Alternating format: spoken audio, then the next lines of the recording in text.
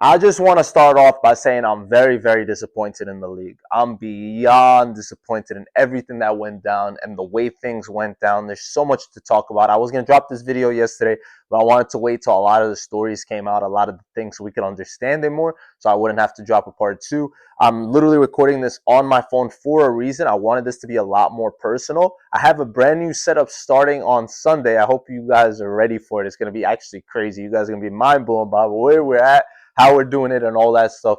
But I want to bring this podcast to a whole different level, where basically, like I said, I'm gonna have a co-host. We're gonna be talking about basketball, all that. But this is just something that we shouldn't have to address. But this is the main topic right now with gambling in sports, how big it has gotten over the past few years, and it really comes down to how much exposure it has around the NBA, right? It's basically you can't watch a game without the prize picks at the bottom, without the bet this or FanDuel that. It's all ads geared towards all this, right? It's all of it. No matter what you're watching, you're seeing Hall of Famers like Charles Barkley, Kenny Smith, all these guys talking about, oh, I have this person over, under, they're going to do this. And as a kid, like watching this, you're basically, all that's going to be in your mind that all this is going to be okay. And before you know it, you're going to have 14-year-olds gambling, 16-year-olds gambling, because at the end of the day, they don't see anything wrong with it. They all think they're smart when it comes to the NBA. You think you know how many threes Steph is going to have. You know that Mr. Wemby's going to have a double-double. You know that, you know what I mean? It's very easy to gamble when it comes to sports. It's a very simple thing that you think you're not going to lose your money. And they made it so simple. You can literally make an account as long as you have money that you could transfer from here to here. Like, it's really simple. And it's gotten to a point where it's ugly. And I don't blame NBA players who actually have chances to do this. But that's where I come in and say I'm very disappointed in NBA players. Because you have chances that no human being has, right? Realistically, 99.99999% of the world can't make it to the NBA. Majority of us, or a lot of us, wish we could be in the NBA. But you guys made it. You did everything you had to do to get there. And now you're risking it for a little extra cash. Like the numbers I was hearing for Terry Rozier, remember, these reports or whatever they're being investigated on is from 2023. So Terry Rozier sold out a game, and this is the part that I really don't understand, right? Basically, they said that the second this bet went through, pretty much from like the second it happened, this stuff was flagged. People were putting way too much money on Terry Rozier, which makes sense that is fishy, right? It goes like the bookings is like, bro, why would anyone bet on it? Like, it's different when you're betting on Steph, LeBron, Giannis. Like, it make all that stuff kind of okay. But now you're betting unders on Terry Rozier on a random game in whatever, who cares, March or whatever it is. It's not even a playoff game. You're just betting on Terry Rozier. It doesn't make sense. So why was he allowed to play games after? Like, what are you still investigating? Like, why are you still letting this man roam free? Because one, he messed up a lot of people's parlays possibly for that whole team. Two, he can be affecting other things going on that we don't even know about or think about. There's multiple footage and games of him literally just turning the ball over, chucking, going 0-10 from three, putting up terrible layups, like crazy stuff. You know this man was doing other things behind the scenes. Like, y'all probably didn't catch him. So why is he allowed to play? Like, I don't understand why he was allowed to continue if they already had an ongoing investigation for over a year and he's still on a roster, all that stuff, pretending it's okay, it's fine. Like, I saw that they said 2023 they let him out, like he wasn't allowed to play the rest of the season. That was consequences from the league. They put him out after that. They didn't let him play so he doesn't change things. But he played the year after. So like where does the line get drawn? And then the part that bothers us is if that's okay, we know this stuff's gonna happen other places, other people that you're not gonna be able to control or see because they're bigger. There's already a lot of money being involved. There's stuff that's going to go down under the radar. We're seeing literally assistant coaches telling inside information saying, oh, this player is not going to play. Oh, LeBron's not playing tonight. AD's not playing tonight. Steph's not playing tonight. Like, to players or to like people betting, like, that's not okay. The league's really got to crack down on that because This is going to get way more out of hand than we actually think. This is just the beginning.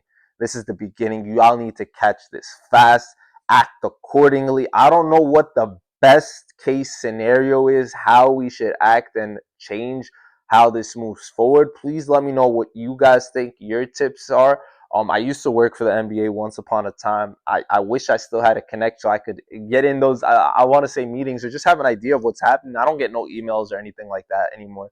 But I used to get emails about stuff behind the scenes, what was happening before it actually was released.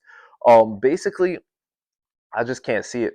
I can't see it like turning out all right. Chauncey Billups, a person that I've looked up to my whole life, man, Mr. Big Shot. I remember his battles versus my New Jersey Nets. I say my like I play for the team or own it, but you know what I mean. But like that was like a guy looking back when I was younger. It was like, whoa, this guy couldn't do any wrong because you know these guys are put on a different pedestal. Like that's the problem. We think they're better than us, or at least they should be. They should be more professional. But when we're making money off of them, we're making money. We're getting mad at them for not hitting our parlays or whatever the case is. Now we're treating them differently. Like you see players or people, I mean, at like fans at games talking to the players, getting mad at them, like, "Yo, shoot that shot! I need you to get 3 more points. Yo, I need another assist." And then it's like, like what's going on, man? And then they're getting mad at the players, like, yo, you messed me up, you lost me money. Like, no, you lost your own money because you bet on a player. Like, you know what I mean? So Chauncey, his allegations are crazy. There's like so many different things that it looks like he's being reported for. One being the inside info, two being like with Damian Lillard just like taking him out late of a game. That's so crazy. Taking him out late of games where they're like in it to win it type thing. It's not a good look. It's not a good look. He has had multiple instances where that's the case, and he hasn't even been like kind of charged for it, where they're on runs or they're literally.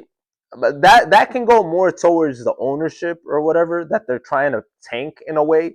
But when you're up in a game and your players are hot and you're taking them out so you can lose, it looks kind of iffy in all aspects, man. You have players like Denny who's like killing it for you, and you just giving him less minutes. It kind of is a bad look because if you could cheat in one thing, you're going to cheat in more. And the thing he was caught cheating in was actually like the rigged games of poker. Did you guys see that? That's a wild thing to be like the FBI getting involved in. But he's out here cheating. Him and David Jones like getting like part of the mafia, getting people to come play poker games with NBA celebs, and then you're cheating them into like losing games. Like gambling's getting out of hand. It's always been a thing, especially with the NBA. Players always are gambling on planes and wherever they're going, bro. Like the finals of the cup has been in Vegas. Like guys are winning so much money from the game. You think they're not using all that money in Vegas? That's one thing. Do your thing, do your thing. But when you start messing with the integrity of the game, which is really what's happening right now, I genuinely do not understand why a basketball player would do that, right? I don't get Terry Rozier's logic.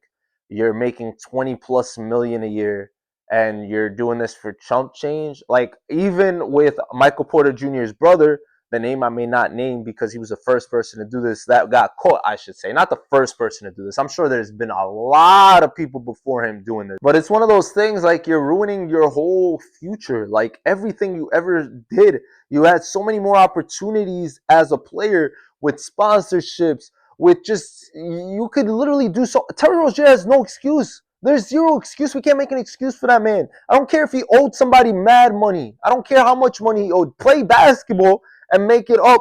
You can't possibly be like affiliated with some crazy stuff where they're like, you have to sit out.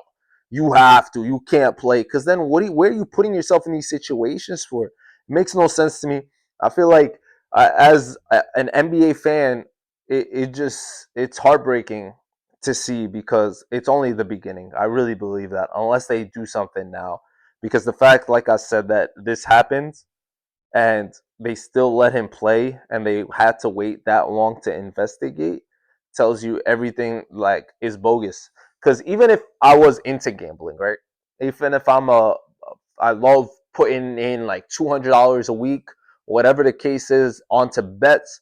Now I don't even trust the players. Like maybe they're betting against themselves, maybe they're betting with themselves, whatever like the case is. How do I know? So now am I out here hitting up DraftKings or whoever I bet on and saying, "Yo, this should be voided," especially when I'm betting against like because you don't know. There's this whole situation right now.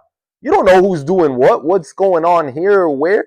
Sports are they rigged as a whole? Like now, obviously, I hope we never think of that stuff and get to that point, but it's making you think. It's opening up Pandora's box of endless possibilities, and you're just gonna overthink everything. And this all should be avoided at all costs, in my opinion. You guys, let me know what you guys think about this whole situation. Where do we draw lines?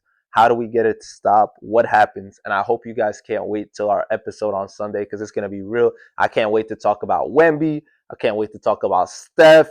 OKC, all these guys that are going absolutely insane. That kid VJ from the Sixers, who I'm going to be going to watch live on Monday. I'll probably try my best to vlog it for you guys. I know you guys would love that. So hopefully we can make that happen. It's going to be my first NBA game in like 6 years or so. And yeah, bet if I'm going to be on the camera or the Jumbotron or something, that you probably could find that prop bet. So I'll play it. I'll play it. But yeah, betting on NBA games, definitely not something I thought we would be talking about. Like the FBI getting involved, all that is crazy, crazy, crazy, crazy, and so bad for the league. I'll see you guys later, though. Thank you for doing the most, and I'll catch y'all Sunday.